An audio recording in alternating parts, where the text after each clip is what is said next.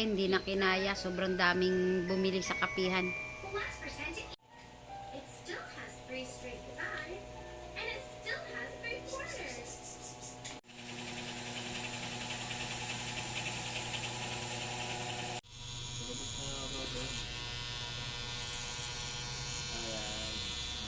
Ayan, pasa mo sa akin.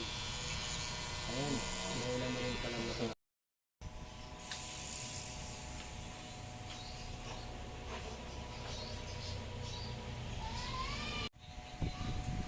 Ayan yung anak ko tsaka yung apo ko. Si Mary yung anak ko.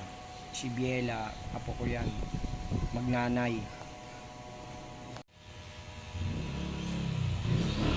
Ayan, nire-retouch yung ano ni Babes Vlog, yung Taurus ni Rapi. Ayun yung artist namin. Pag gusto nyo magpatato, kontakin nyo lang ako, i-repair ko kayo. Yan siya oh. Yung nagtatato, artist ng ano yan, galing UAE yan. Ngayon pag gusto nyo at nakaalis na sa January 19 yan, kung may passport kayo, sunod kayo sa UAE. hanggat nandito, magpatato na kayo, pa-schedule na kayo para masasabi ko. Ayan ah. Ayan oh. Niliritas lahat ng tattoo niya. Ayun yung bayaw niya, si Jeremy. Sa kanya tayo ko-contact. Bayaw niya yan eh, si Rapi.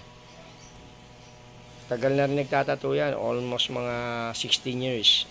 2011 nagtatato siya hanggang ngayon. Ano pa siya? Chief cook pa doon sa Saudi yan. Sa UAE. Bakasyon lang siya rito. January 19 na, babalik na siya. Tapos na vacation niya. Kaya patato na kayo. Malupit.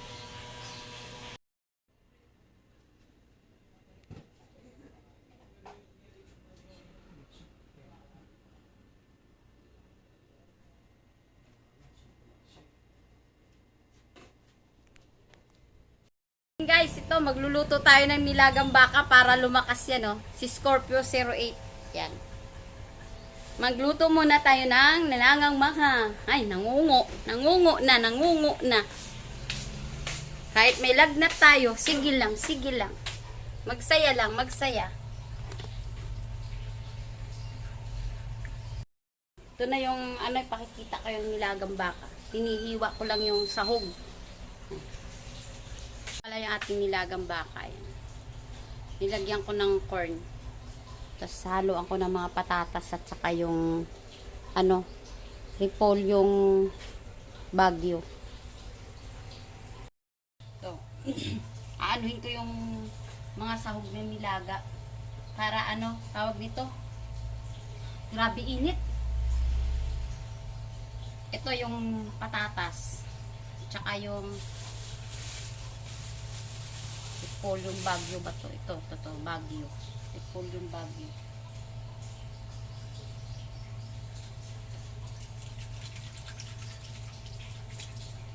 Kailangan natin umigop ng sabaw. Sama kasi pakiramdam ko kagabi pa. Nilalagnat ako kasi sumakit na yung braso ko. Yung sa tulog siguro naipit. Kaya medyo siya kumirot. Sumakit. So babalatan ko muna yung yung patatas. Init. Balatan ko yung patatas.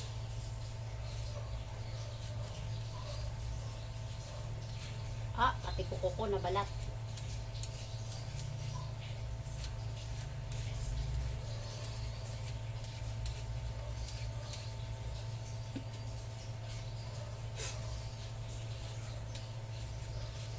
Pinalalambot ko lang yung baka. Kailangan natin humigop ng may sabaw.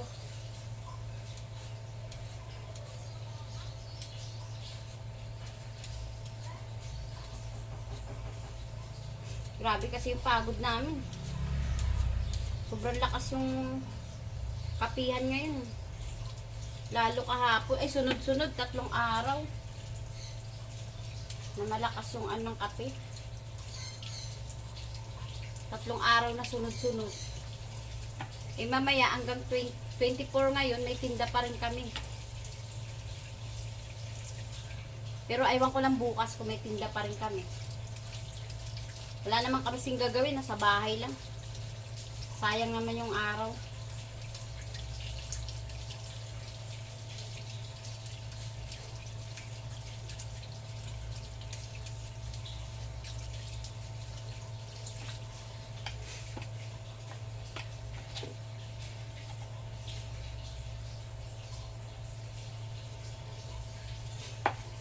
Luwain na natin tong ano, yung patatas.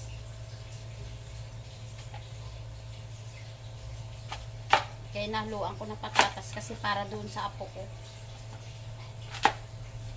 Para makakain din ng patatas.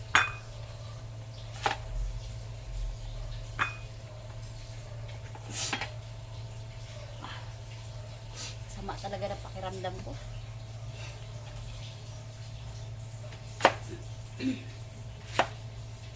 Minom na ako kagabi ng Biogesic.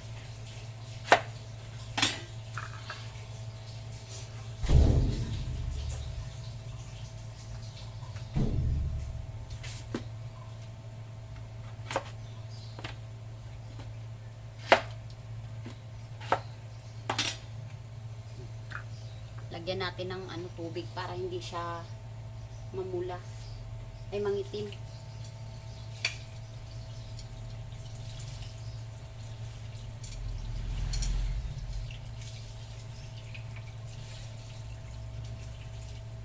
Ganda ng mga patatas ngayon.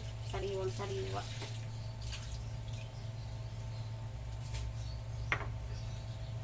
Tapos ito yung sibuyas. Hiwain ko yan mamaya. Pero anuhin ko muna tong dahon.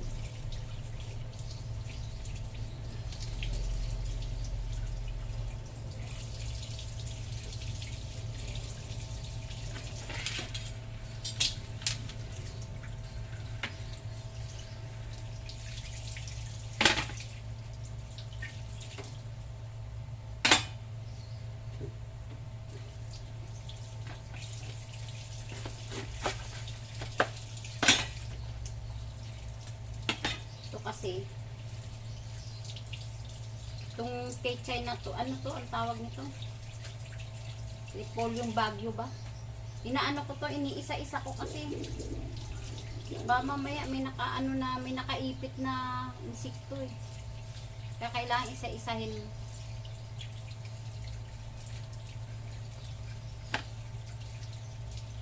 Isa-isa ko inuhugasan yung bawat leaves nito.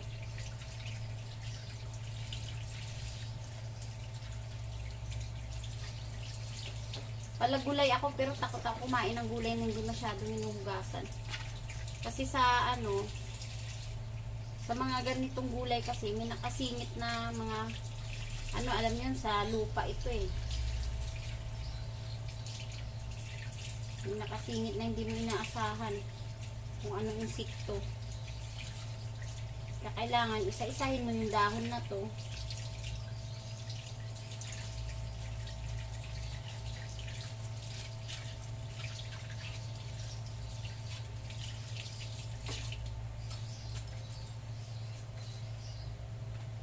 Handa na naman yung aking labahan para mamaya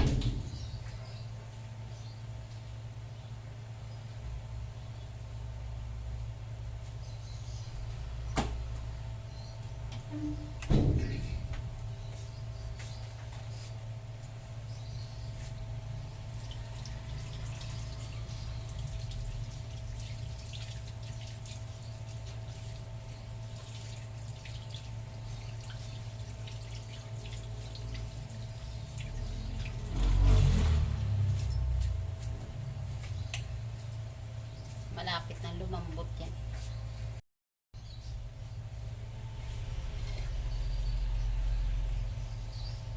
Mamaya na yun.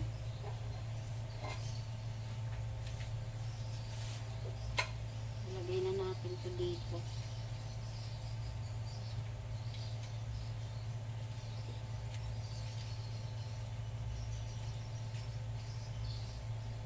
Isa-isa ko pa kasi itong dahon na ito. Ito, kailangan isa-isahin mo.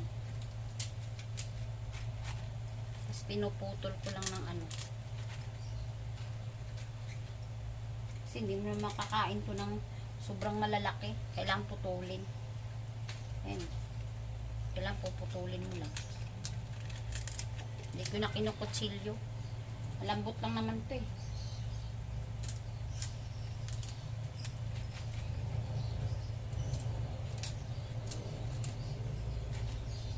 Sarap kasi sa nilaga, maraming ganito, maraming gulay.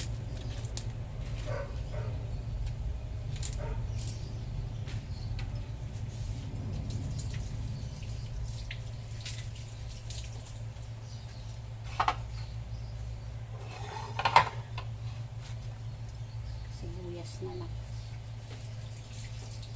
Sa nilaga, ginagamit ko sa sibuyas, ay sa ano, yung sibuyas puti.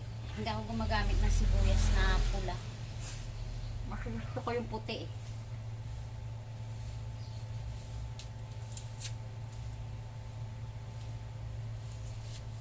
Sa steak naman, gusto ko yung sibuyas kulay red.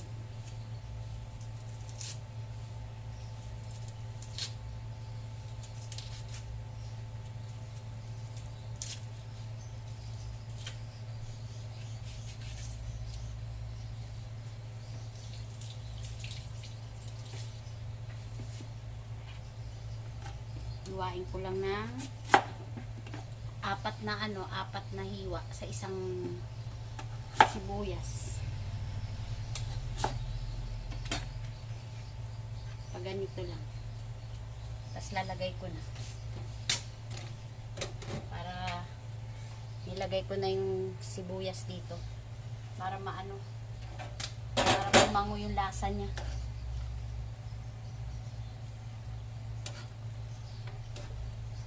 Nilagyan ko na rin to ng ano eh, ng timpla.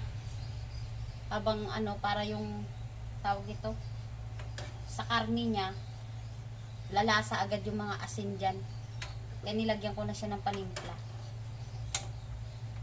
Kunting asin at saka yung beef cubes. Nilagay ko. Takpan na lang natin yan. Balikan na lang natin mamaya yan. Kailangan hina lang yung apoy. Habang hinihintay natin yung ano, nilagang baka. Sabi yun.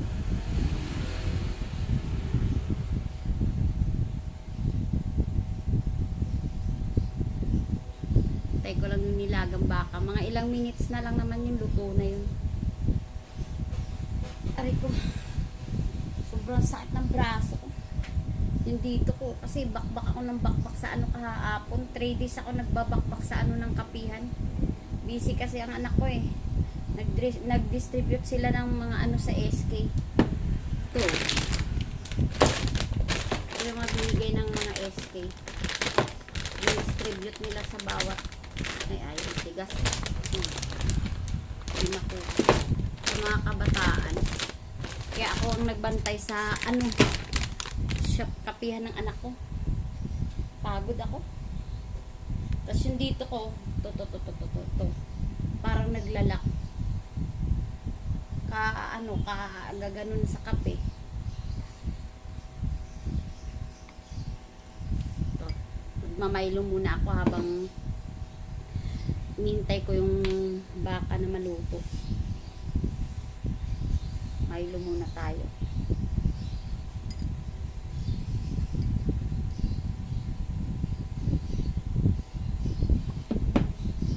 Hindi pa dumating yung gagawa ng electric pan namin, sira.